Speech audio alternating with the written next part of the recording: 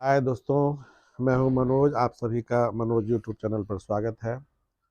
नई शिक्षा नीति 2020 के अंतर्गत जो विद्यालयों में जवाबदेही जिम्मेदारी दी गई है, उसके तहत आज मैं बात करना चाहूँगा एफएलएन के अंतर्गत जो बच्चों में दक्षता होनी चाहिए, उस दक्षता के बारे में कि हमें कितना दक्षता तक बच्चों में लाना है।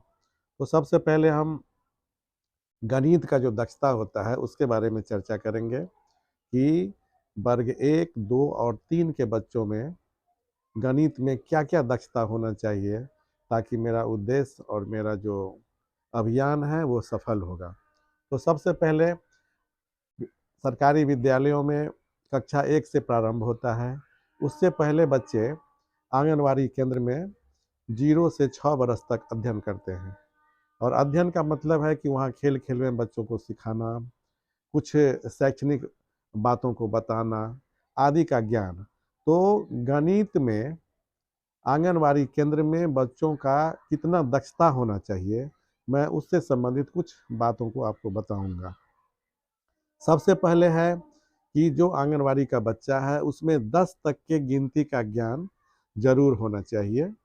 उसके बाद लंबा, छोटा, पतला, मोटा आदि का भी ज्ञान होना चाहिए।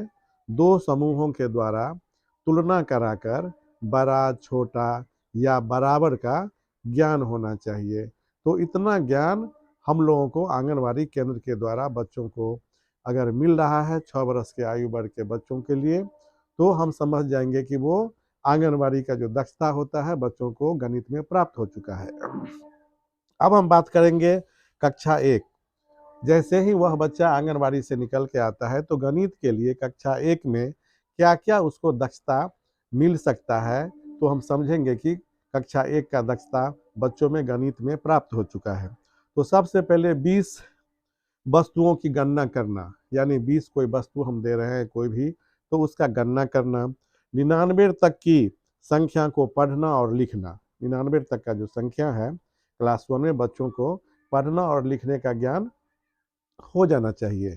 तीसरा है 9 अंक तक की संख्या, यानी 9 अंक तक का जो संख्या है 1, 2, 3, 4, 5, 6, 7, 8, 9 जोड़ एवं घटाव का ज्ञान करा देना उन बच्चों को। अपने चारों ओर के ठोस आकृति के भौतिक गुणों का अवलोकन कराना, जैसे गोल, समतल, कोण, किनारा आदि का ज्ञान करा देना। गैर मानक इकाई, गैर मानक इकाई जैसे कप हुआ, चम्मच हुआ, मग, ग्लास आदि का प्रयोग कर क्षमता का ज्ञान कराना। हम इस तरह से वर्ग 1 में गणित में बच्चों को दक्षता का ज्ञान करा सकते हैं। दूसरा, अब आते हैं हम कक्षा 2 के बच्चों के लिए क्या दक्षता होना चाहिए गणित में। सबसे पहले है 999 तक की संख्या को पढ़ना और लिखना आना चाहिए। उसके बाद 99 की संख्याओं, 99 तक जो संख्या है उसका जोड़ और घटाव बच्चों को आना चाहिए। तीसरा है पहाड़ा का निर्माण या उसको ज्ञान कराना है जोड़ के माध्यम से, जोड़ विधि से पहाड़ा का ज्ञान कराना है। दूसरा है कि पहाड़ा का हम निर्माण करेंगे, 9 अंक तक का जो मेरा पहाड़ा है उसका भी हम बच्चों को बताएंगे कि 9 अंक तक का पहाड़ा वो कैसे याद करें। उसके बाद लंबाई, दूरी, क्षमता आदि का ज्ञान कराना, जैसे हम विद्यालय में रस्सी, धागा, पेंसिल, कप, चम्मच, गिलास आदि और मानक कई का, और मानक जो कई इकाई है उसका हम ज्ञान करा सकते हैं। आकृति में हम बच्चों को आयत, त्रिभुज, वृत्त, अंडाकार आदि आकारों का ज्ञान, और दूर पास, अंदर बाहर, ऊपर नीचे, बाएं दाएं, आगे पीछे का भी हम ज्ञान कराएंगे। ये कक्षा 2 के बच्चों के लिए है। अब कक्षा 3 के बच्चों के लिए क्या दक्षता है गणित में, अब आपको हम बताने जा रहे हैं। 9999 यानी 4 अंकों तक की संख्या बच्चों को पढ़ना और लिखना आना चाहिए। दूसरा है 999 तक की संख्या का जोड़ और घटाव, यानी 3 अंकों की संख्या का जोड़ और घटाव बच्चों को आना चाहिए। तीसरा है पहाड़ा का पूर्ण ज्ञान होना चाहिए। जोड़ एवं गुणा विधि के द्वारा बच्चे जिस विधि से सीखें पहाड़ा का पूर्ण ज्ञान होना ही चाहिए।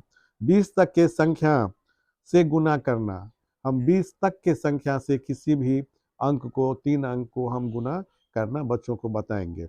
उसके बाद है मानक इकाई मीटर, किलोमीटर, ग्राम, किलोग्राम, लीटर आदि का उपयोग करके लंबाई, दूरी, क्षमता का ज्ञान कराना।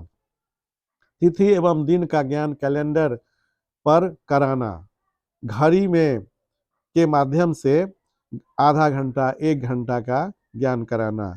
छोटी बड़ी वस्तुओं का संग्रह करके आधा, चौथाई एवं 3/4 आदि का ज्ञान कराना। गणित में प्रयुक्त होने वाले सभी चिन्हों का ज्ञान कराना। तो दोस्तों, इस तरह से हमने आपको कक्षा 1 से 3 तक के बच्चों में गणित में जो दक्षता देनी है, जो दक्षता का ज्ञान कराना है, उसके बारे में हम बताए। अगली वीडियो में मैं आपको भाषा में वर्ग 1 से लेके 3 तक की जो दक्षता होती है उसके बारे में बताएंगे। इसलिए आप इस चैनल को सब्सक्राइब करेंगे, लाइक करेंगे, शेयर करेंगे, ताकि मेरा मोटिवेशन बढ़ते रहे और आपको फिर नई वीडियो बना करके मैं आपके सामने में रखूं। धन्यवाद।